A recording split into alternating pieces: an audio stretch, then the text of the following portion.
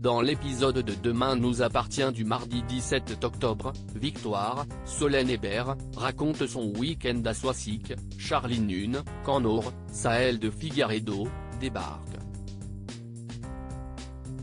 Sauf qu'évidemment ce que Victoire a confié à sa collègue ne colle pas du tout avec un week-end en Ardèche avec Soraya, Kenza Sayibi Couton. Ce qui n'échappe pas à Nour qui insiste sur certains détails, provoquant la gêne de son amie. Comprenant que cette dernière a des doutes, Victoire a prévenu Soraya. Afin de rattraper le coup, l'avocate étudie des cartes de l'Ardèche et a acheté une spécialité de la région. De quoi lui permettre d'être incollable et d'avoir un sérieux alibi. Gabriel, Martin Mille, l'incitait à dire la vérité à sa sœur mais l'intéressé refuse catégoriquement, estimant que si est trop tôt et ne voulant pas lui faire de la peine. Soraya retrouve ensuite Nord à la plage. Cette dernière lui confie avoir pensé à Gabriel tout le week-end mais que celui-ci devait s'amuser avec sa nouvelle copine. Soraya ne mène pas large.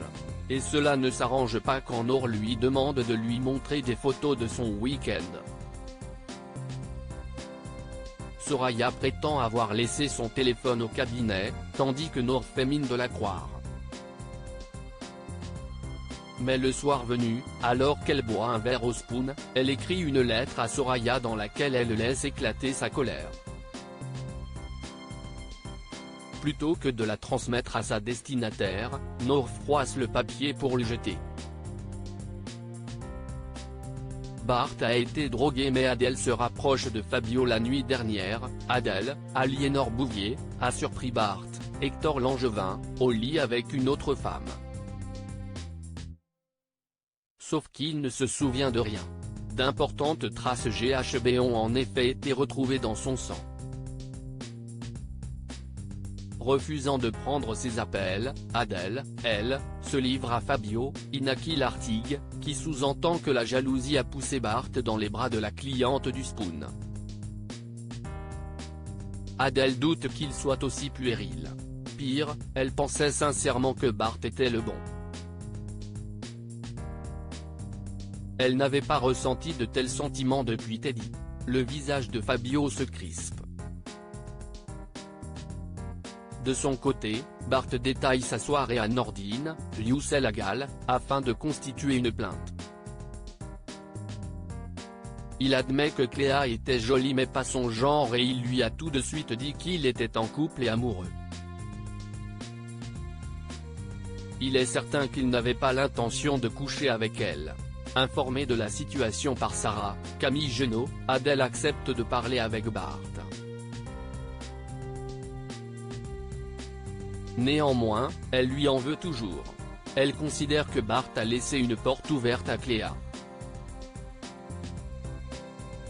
Bart a beau vouloir s'expliquer, Adèle refuse de l'écouter. Pour ne rien arranger, l'enquête piétine.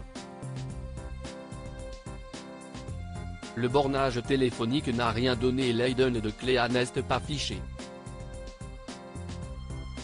Alors qu'il a trouvé refuge chez Sarah et Roxane, Raphaël Volkov, Bart n'arrive pas à croire qu'Adèle l'ait mis à la porte. D'autant qu'il est convaincu que Fabio va en profiter pour se rapprocher d'Adèle. Il a vu juste. Dans la soirée, Adèle reçoit la visite de son amie qui décide de rester pour la soirée, afin qu'elle ne reste pas seule à déprimer. Alors qu'il passe la nuit sur le canapé, il n'arrive pas à dormir. Ainsi, il décide de se glisser dans la chambre d'Adèle et la regarde dormir. Julie et Nathan s'inquiètent pour Bruno. Julie, Lou Noéry, a obtenu un parloir avec son père et remarque instantanément sa petite mine. Mais Bruno, Kevin Levy, ne veut pas qu'elle s'inquiète pour lui après ce qu'il lui a fait subir ainsi qu'à Nathan, Adé Gabelet.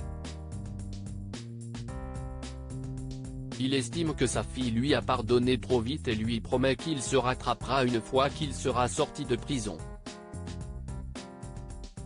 L'enfermement lui a permis de se cadrer, il ne boit plus, il fait du sport et il lit beaucoup.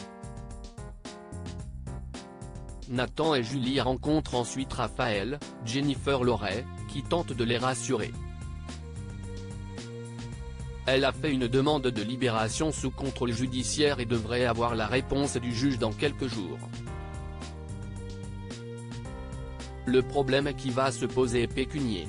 S'ils veulent que leur père sorte de prison, les deux jeunes n'ont toutefois pas un budget illimité pour payer les frais de procédure. Raphaël en est consciente et compte leur faire un forfait. Elle a même demandé à ce qu'ils puissent bénéficier de l'aide juridictionnelle. En attendant, il se creuse les méninges pour pouvoir payer les honoraires. Julie a mis de l'argent de côté et Nathan imagine prendre un deuxième job. Attablé à proximité, Alexandre Brasseur, n'a pas perdu une miette de cette discussion.